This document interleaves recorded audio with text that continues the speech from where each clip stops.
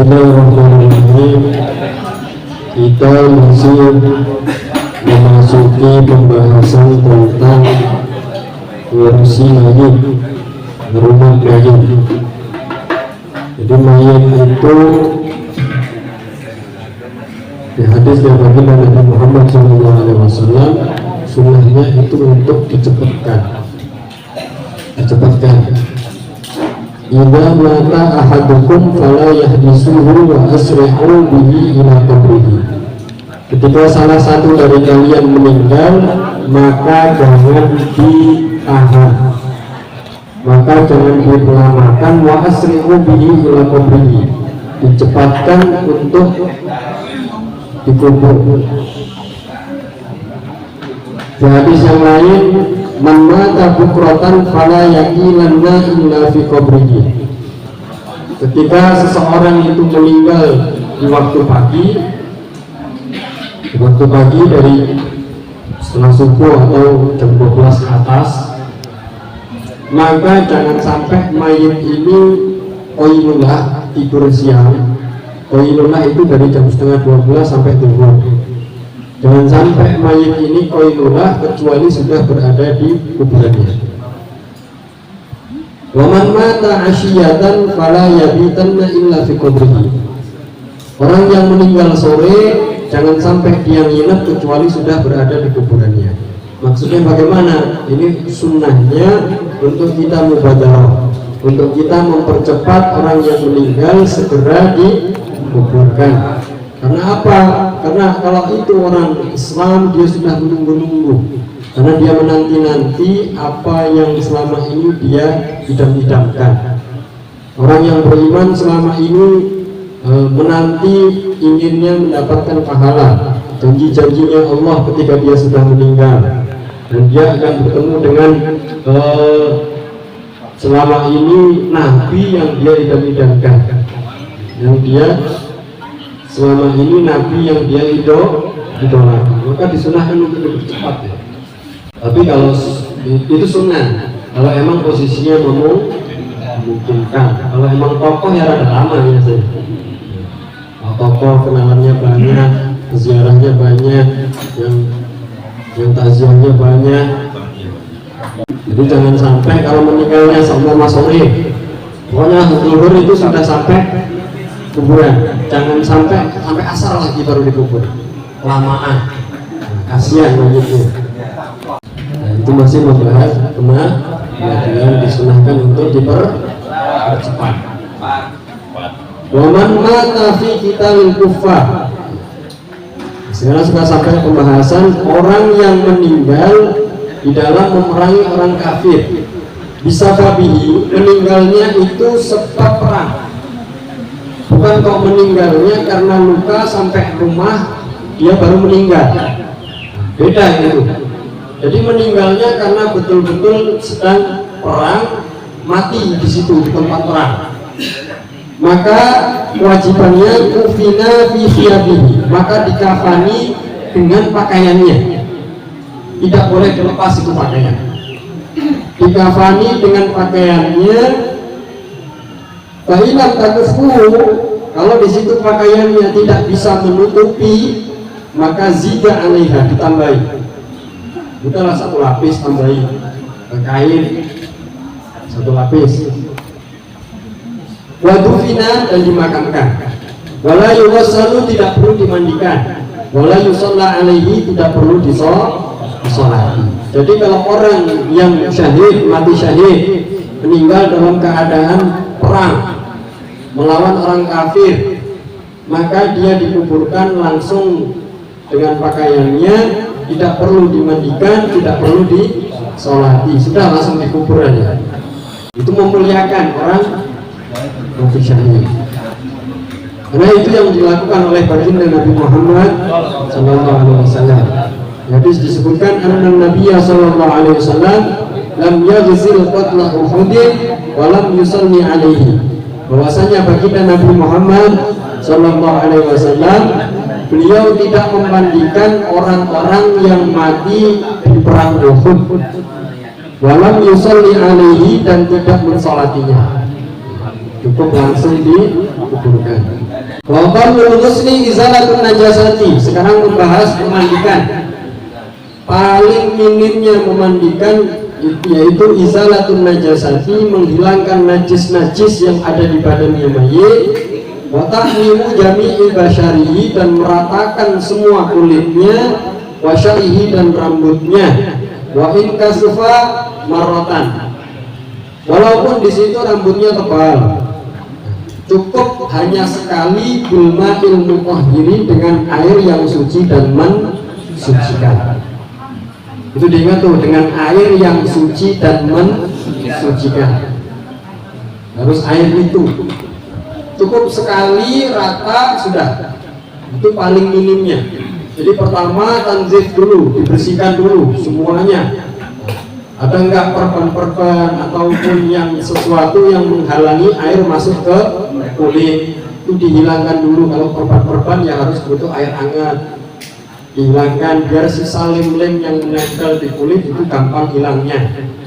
Kalau emang di situ orangnya luka karena kecelakaan, darahnya mengalir terus, dikasih kopi, dikasih bubuk kopi biar mampet, dikasih bubuk kopi biar mampet. Kalau di es batu itu hanya beku sejenak, habis itu ngalir lagi. Tetap di kafannya ada kuning-kuningnya. Lama-lama banyak, karena itu ngalir terus. Kalau pakai kopi, paling yang kuning di kafannya itu paling yang terkena aja. Habis itu udah, karena kopi itu kalau langsung kalau sampai sama luka ya, luka kena langsung kasih bubuk kopi. Kan biasanya pakai apa? Pakai es batu. Pakai es batu. biar beku dulu darahnya, biar beku, dilamai itu yang mana yang kena luka, biar beku. Itu kurang maksimal. Pakai pakai es batu plus kopi dan jus ya. Itu paling minimnya, minimnya memandikan mayit, dihilangkan najis-najisnya, dan diratakan semua badannya dengan air. Cukup sekali sudah cukup. Terus waqal kafani, paling minimnya mengkafani, satiru jami'il badani, yaitu menutup semua badannya. Jadi paling minim mengkafani mayit, yang penting semua badannya rata, udah. Mau pakai satu lembar, kalau nggak ada ya pakai apanya, jubah, sarung, atau buntel-buntel. Jadi paling minimnya itu hanya satu lapis. Udah satu lapis, yang penting menutupi semua badan. Kalau di situ dikafani dengan selain hartanya, contoh orang nggak punya, meninggal, hartanya nggak ada sama sekali, maupun beli kain kafan nggak ada, akhirnya diambilkan dari Baitul Mal, dari kas RT. Kalau sekarang ya udah ada BSK. Atau ada harta, cuma harta tersebut cukup untuk menafkahi orang yang ditinggal. Ini orang miskin, nggak punya sama sekali, maka cukup dikafani dengan satu lapis saja sudah cukup. Wa aqallu wa salasu lafaifah, dan 3 lapis. Liman taraka tirkatan zaidatan ala dainihi walam yusi bitarkihan, dan dikafani dengan 3 lapis kalau di situ mayitnya meninggalkan harta, ada harta peninggalannya yang di situ lebih untuk dia membayar hutangnya, dan dia tidak berwasiat dengan tinggalan harta tersebut. Jadi tinggalan harta, kan mungkin ada orang wasiat, nanti kalau saya mati, harta saya berikan ke si Anu. Itu nggak boleh semuanya, Pak. Jadi walaupun dia ikrarnya itu semuanya harta, wasiat hanya bisa diambil sepertiga dari hartanya. Jadi wasiat hanya bisa diambil sepertiga hartanya si mayit, sisanya untuk ahli waris. Jadi warisan itu bisa diambil yang pertama. Warisan itu bisa diambil yang pertama, mayit ada hutang enggak? Kalau ada hutang, tinggalannya dipotong dulu untuk bayar hutangnya. Terus yang kedua, mayit ada wasiat enggak?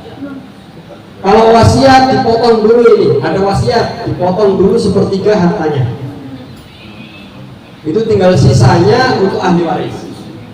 Jadi nggak boleh langsung dikuasai oleh ahli waris, nggak boleh. Ini lihat dulu mayit meninggal, dia ada wasiat nggak, ada hutang nggak. Kalau ada hutang, bayar dulu hutangnya. Berapa hutangnya dibayar. Terus setelah itu ada wasiat nggak mayitnya. Kalau ada wasiat, ya tutup untuk wasiatnya, dipotong lagi sepertiga.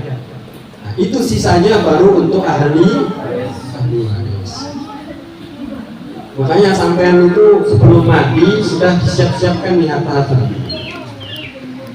Sebelum mati disiapkan. Ini harta saya kalau saya mati.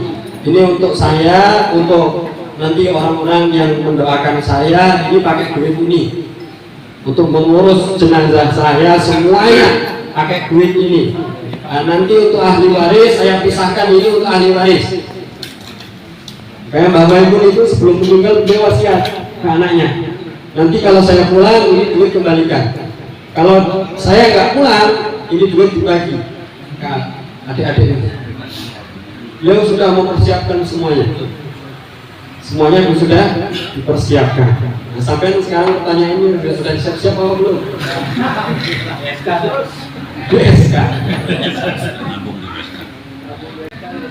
Jadi ingat-ingat ya, makanya hati-hati orang yang meninggal itu. Jadi kalau orang yang meninggal di situ masih ada anak yatim, itu nggak boleh minta tahlilan diambil dari hartanya yatim, dari hartanya orang yang meninggal itu nggak boleh. Jadi kalau ada anak yatimnya gimana? Ya udahlah pakai duit kas RT atau iuran untuk makan-makan, untuk orang-orang yang mendoakan mayit. Jangan diambilkan dari hartanya mayit, nggak boleh.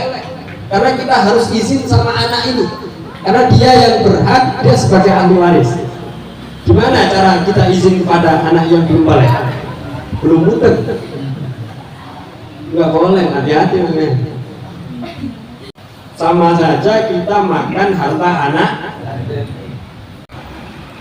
Wa aqamu sholati alaihi, sekarang paling sedikitnya mensolati mayit, ayat biya fi sholati alaihi, niat melakukan sholat mensolati mayit, wal fardi dan sholat fardu, wa ta'yin.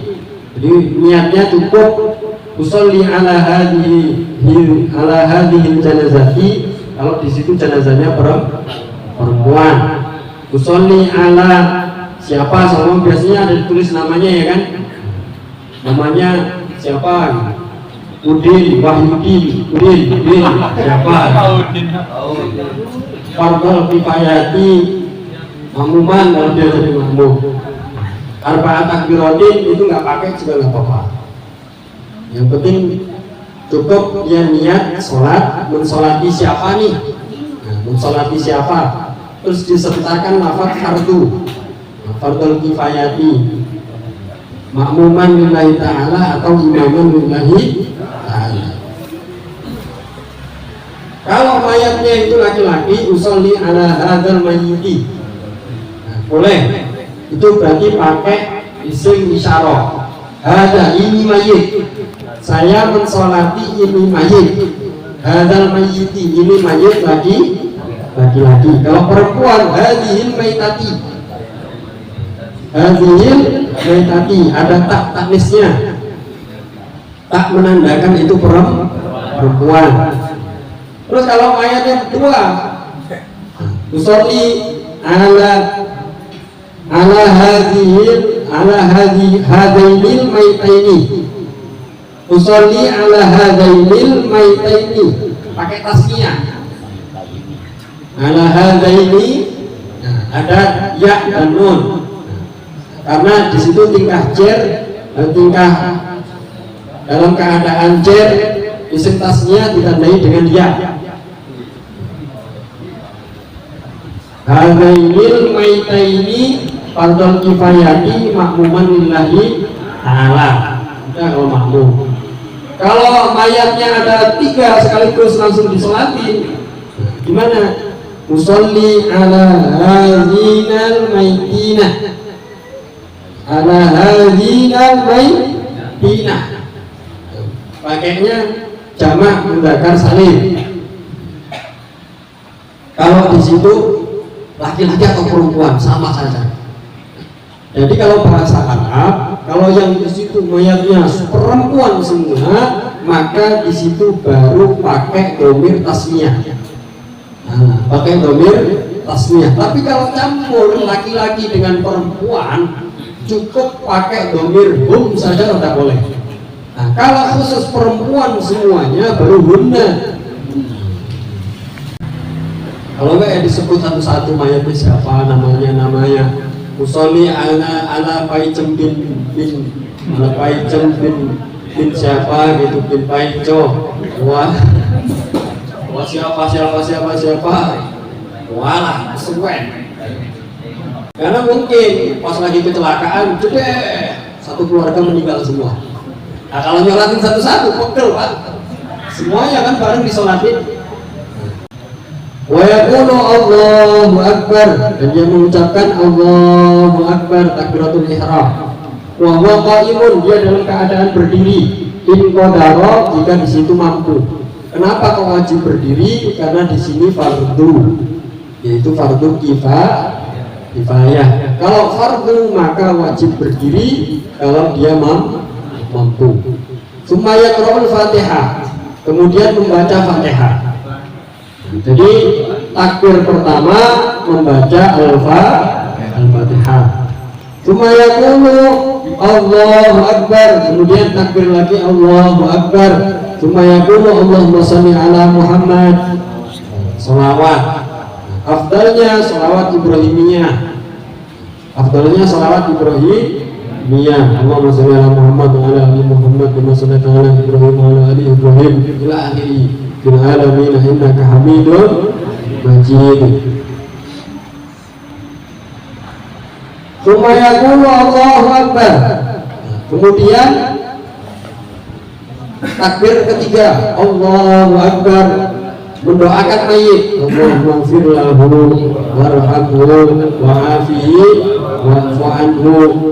Itu paling minimnya. Allahumma ighfir lahu warhamhu itu juga udah cukup sebenarnya. Itu kalau mayitnya laki-laki. Kalau mayit perempuan Allahumma ighfir laha warhamha. Nah, kalau nggak hafal wis segitu aja udah cukup. Allahumma ighfir laha warhamha. Kalau mayitnya 2, Allahumma ighfir lahuma warhamhuma. Ya cukup. Kalau mayitnya banyak, nggak ada bencong. Nggak ada bencong, adanya laki-laki perempuan. Kalau mayitnya 3 atau lebih, Allahumma ighfir lahum warhamhum. Nah itu cukup itu. Kalau sampai nggak hafal, udah cukup 2 itu aja. Allahumma ighfir lahum warhamhum. Kalau mayitnya perempuan semua, ibu-ibu lagi tamasya, rombongan ibu-ibu, rombongan yasinan dan rombongan apa, nah, jadilah laka. Akhirnya satu gang habis, ibu-ibu semua, jadinya duda semua. Iya, rombongan ziarah kan ada di berita-berita ya, segala macamnya. Ini perempuan semua, akhirnya disolatkan jadi satu. Allahumma ighfir lahunna warhamhunna. Itu ya, pakai dhamirnya hunna. Itu kalau khusus perempuan 3 atau lebih. Tapi kalau campur laki-laki dan perempuan, Allahumma fir lahum warhamhum, itu udah cukup. Nggak perlu sampean ulangi lagi Allahumma fir lahum warhamhum. Ini perempuannya berapa? 2. Allahumma fir lahumma warhamhuma. Ini nanti di lain waktunya perempuannya 1, laki-lakinya 3. Allahumma fir lahum warhamhum. Allahumma fir laha warhamha. Kelamaan, kalau bahasa Arab nggak perlu gitu, nggak ada yang diulang-ulang. Cukup pakainya ada nyelip nih. Umpama kita doain siapa? Arwah itu banyak sih ya. Ada banyak, nggak perlu sampai bolak-balik ini. Allahumma fir lahu warhamhu wa'afihi wa'fu anhu wa fir laha warhamha wa'afiha wa'fu anha. Allahumma fir lahumma warhamhuma wa'afihi wa'fu anhuma. Allahumma fir lahum warhamhum wa'afihi wa'fu anhu wa fir lahunna warhamhunna. Nah, semuanya dhamir disebutkan. Jadi nggak perlu, cukup pakai dhamir itu udah cukup. Itu bahasa Arab. Bahasa Arab itu kalau tahu sebenarnya simple. Jadi kalau ijaban atau apapun pakai bahasa Arab enak. Cuma mobil itu nikahaha wa tazwijaha bimahril mazburi halan atau naqdan. Udah cukup itu. Gak perlu sampai saya terimanya nikahnya anu bin anu dengan mas kawin anu dengan seperangkat alat sholat anu segala macamnya. Lama itu. Cukup mobil itu tazwijaha wa nikahaha boleh. Mobil itu nikahaha wa tazwijaha bimahril mazbur dengan mahar yang disebutkan halan. Halan itu kontan. Naqdan juga sama kontan. Kalau utang ya muajjalan. Utang. Itu paling enak ya. Bahasa Arab itu paling enak kalau sampean tahu. Tapi syaratnya saksinya harus tahu ya. Nanti sampai gayaan pakai bahasa Arab, saksinya nggak tahu nama ngomong gimana siapa nggak tahu artinya. Nggak boleh. Jadi syaratnya saksi dia harus mengetahui bahasanya orang yang sedang cepat. Makanya sampai untuk ngawur-ngawur mencari saksi. Saksi itu harus mengetahui, mendengar, memahami bahasa yang dipakai orang yang sedang jauh.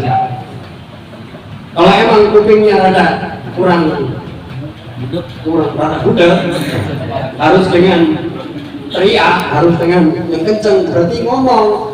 Saya kupingnya kurang ini, kamu ijabnya harus rada kenceng, tinggi suaranya biar saya dengar. Itu harus. Kalau enggak sah. Jadi saksi apa? Saksi bisu, denger aja enggak? Denger aja enggak? Nah, nanti gimana mau menyaksikan? Sah apa enggaknya? Atau lulusan sarjana bahasa Inggris, ijabnya pakai bahasa Inggris. Terus saksinya orang ngerti. Yes. Lumayan dulu, kemudian takbir yang keempat. Ini mau ditambahi doa boleh, langsung salam juga boleh. Jadi takbir yang keempat mau ditambahi doa, Allahumma la tahrimna ajrahu wa la taftinna ba'dahu waghfir lana wa lahu. Boleh, enggak juga enggak apa-apa. Wala budda, dan harus fiha di dalam sholat min syurutis sholati, dari syarat-syaratnya sholat. Jadi syarat-syaratnya sholat ketika mensolati mayit itu harus dipakai. Syarat-syaratnya apa? Menutupi aurat, harus suci, terhindar daripada najis, itu semuanya harus dipenuhi. Watarkul mubtilat, dan meninggalkan perkara-perkara yang membatalkan sholat. Kayak apa? Lagi sholat ngobrol, lagi sholat makan, minum, segala macamnya yang membatalkan sholat di situ juga batal. Ini menguburkan, yaitu hufratun taktumu raihatahu, galian yang di situ sekiranya cukup untuk menutupi baunya mayit. Jadi mau itu semeter, mau setengah meter, kalau di situ kalau mayit ini jadi bangkai, di situ baunya nggak keluar, maka cukup. Berapapun, Kalau masih ada baunya keluar, berarti harus dalam lagi. Pak Asep nih, tukang gali kubur. Di sana berapa meter? Berapa ya? Semeter setengah. Segini semeter setengah. Semeter setengah ya, segini kali segini semeter setengah. Jadi Pak Asep tinggi ya segini. Semeter setengah. Masih ada bau bangkai keluar enggak? Enggak ada. Oh, berarti cukup. Semeter setengah sudah cukup. Kalau emang enggak ada. Kalau emang ada baunya keluar, berarti masih kurang ke bawah.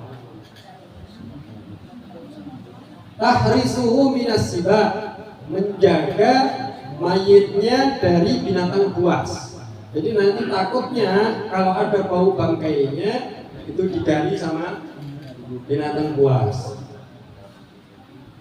Nanti geger, ada mayat hilang, ada pencuri mayat, taunya di CCTV dilihat, kalau di kita aman ya.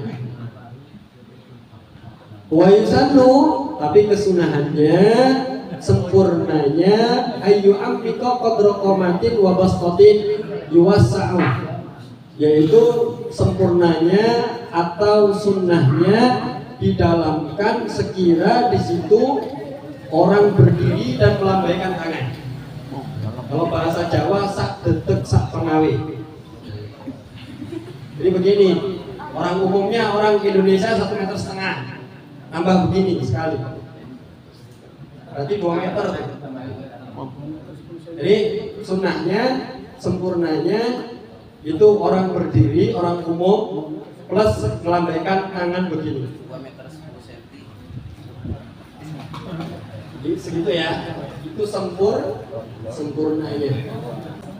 Wa yuwassa dan diperluas. Jadi ya jangan mepet ke badannya. Badannya lebarnya berapa? Segini itu. Jadi masukinnya pas mepet banget. Enggak, ada dilebarkan lagi. Enggak pesan. Rada dilebarkan, entah itu panjangnya ataupun lebarnya. Wa tajibu taujihuhu ilal kiblah, dan wajib dihadapkan ke kiblat. Itu kewajibannya dihadapkan ke kiblat. Itu ingat-ingat tuh. Kalau seumpama sudah dikubur nih, sudah selesai, oh iya lupa, nggak dihadapkan ke kiblat, wajib digali lagi, diarahkan ke kiblat.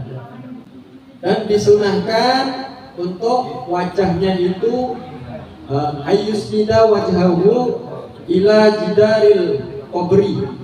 Jadi wajahnya ditempelkan di temboknya kuburan, wa dhahrahu, punggungnya diganjel bilabinatin dengan yang biasanya dibulet-bulet itu loh, tanah bantalnya itu bahasanya sampean. Wa yarfa'u ra'sahu bilabinatin, dan kepalanya rada diangkat, Pak. Rada diangkat, jadi dibedain ya. Nah, jadi kalau pas kepala sini ini rada dikurangin dikit, biar kepalanya lebih tinggi daripada kakinya. Itu termasuk daripada menghormati mayit. Pas ketika ngangkat mayit, menurunkan mayit, itu kepalanya dulu. Itu kepalanya dulu, jangan tangannya dan kakinya dulu. Itu termasuk menghormati mayit. Jadi termasuk penghormatan ke mayit, itu kepalanya dulu yang diturunkan sambil mengucap Bismillah wa ala millati Rasulillah, sambil diturunkan. Wa kuriha farsyun, dimakruhkan dikasih lemek. Nah, bawahnya nih, seumpama kasih tikar, nggak boleh, makruh. Atau dikasih bantal, kasih kasur, dimasukin seukuran kuburan, nggak boleh. Au makhiddatun, atau pakai bantal, au sunduk, atau pakai peti, itu orang Islam nggak boleh, makruh. Kecuali emang di situ ada aib atau ada yang sesuatu, baru boleh pakai peti nggak masalah. Karena untuk menghindari fitnah. Contoh seumpama si mayit ada cacat apa gitu, atau bau, kadang ada gitu Pak. Jadi mayit beda-beda, ada yang bau, ada yang enggak. Itu semuanya tukang mandiin, tukang gali kubur nggak boleh menceritakan aibnya mayit. Karena setiap haliah mayit itu beda-beda. Setiap keadaannya mayit itu berbeda, nggak boleh diceritakan. Nah, akhirnya nanti timbul suudzon. Akhirnya ngomongin mayit, padahal Kanjeng Nabi menyuruh uzkuru mahasina mautakum, sebutlah kebaikan-kebaikan mayit kalian, orang yang sudah meninggal itu disebutkanlah yang baik-baik. Diingat jasa-jasanya apa, jangan diingat hanya kesalahannya saja, sampai ingat kesalahannya itu ya, mengurusi mayit. Nah itulah rahasia kematian. Mau muda mau tua, kalau sudah kontraknya habis, ya udah. Makanya untuk kewaspadaan kita, mau muda mau tua, siapapun bisa dulu tua. Tadi ada kabar tuh, ada innalillahi umur 20 tahun. 20 tahun meninggal. Ini yang anak muda, saya belum tua, nanti santai aja dulu, nanti tobatnya kalau sudah tua. 20 tahun meninggal, belum tunggu tua. Makanya sampai jangan ngeledek orang yang sudah tua, belum tentu umurmu nyampe segitu.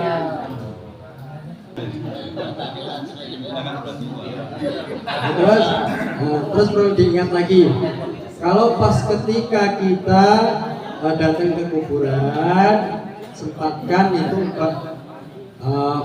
sampean sambil, kalau tanah yang biasanya berganjel itu, sampean bacakan surat Inna Anzalna 7 kali. Kalau emang nggak kebagian, sampean gegem tanahnya dibulat-bulat gitu ya, sambil dibacakan Inna Anzalna 7 kali, terus dicemplungkan di kuburannya. Itu faedahnya apa?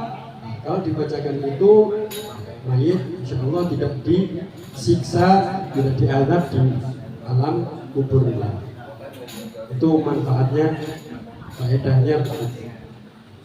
Itu ada keterangannya di kitab Syarah kitab Fathul Mu'in. Jadi kita kalau pas takziah itu hendaknya jangan hanya ngobrol saja, jangan hanya ngopi saja, teh, makan roti, ngobrol ngalor itu ngetan ngulon, nggak ada manfaat untuk mayit.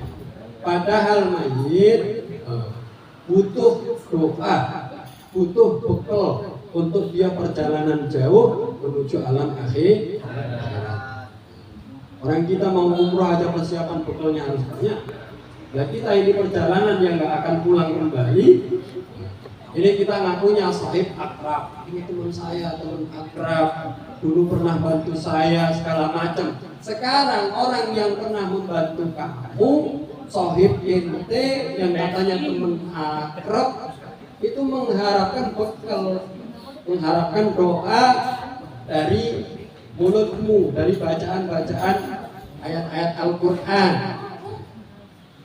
Sisipkanlah, jangan cuma nyemplungin amplop, karena masih pakai daster, kan kadang begitu, masih pakai daster, kadang dasternya daster pendek, nyemplungin ini doang, nyemplungin amplop, nggak tahu itu isinya berapa, isinya 2.000 atau 5.000 kan bisa jadi. Yang penting kan amplop dimasukin, habis itu oh ini ada masak belum selesai, langsung kapur. Ada yang ya pengeluaran. Nah kalau emang sibuk, duduklah sejenak, bacakan apapun yang sampean hafal. Niatkan, ya Allah, saya niatkan bacaan ayat Al-Quran ini pahalanya untuk bulan bin bulan, untuk yang dibutuhkan doa. Misalnya untuk perkumpulan kita, majelis kita, kalau ada yang meninggal, ayo sama-sama kita mendoakan atau kita doakan, sisipkan doa. Entah itu baca kulhu 10 kali, 20 kali, Al-Falaq, An-Nas 50 kali, atau berapa kali lah sampai sempatnya. Habis itu baru pamitan pulang. Kalau emang bisa ngikut nyolatin, terus ngikut ke kuburan, itu pahalanya banyak. Nyolatin dapat pahala 1 kirot, sampai nguburin itu ditambah 1 kirot lagi. Berapa pahala sekirot itu? Misla Jabalil Uhud, seperti gunung Uhud. Itu pahala yang sangat besar. Maka rugi kalau kita mensolati hanya pingin dapat amplop. Kan biasanya ada tuh, ada yang kalau nyolati ada amplopnya sampai balik 10 kali. Rugi kita menggadaikan pahala yang sangat banyak, digadaikan hanya duit 20.000. Mau dikasih mau enggak, itu yang penting hati kita lillahi. Semoga bermanfaat, semoga fitunya wal akhirat. Al-Fatihah.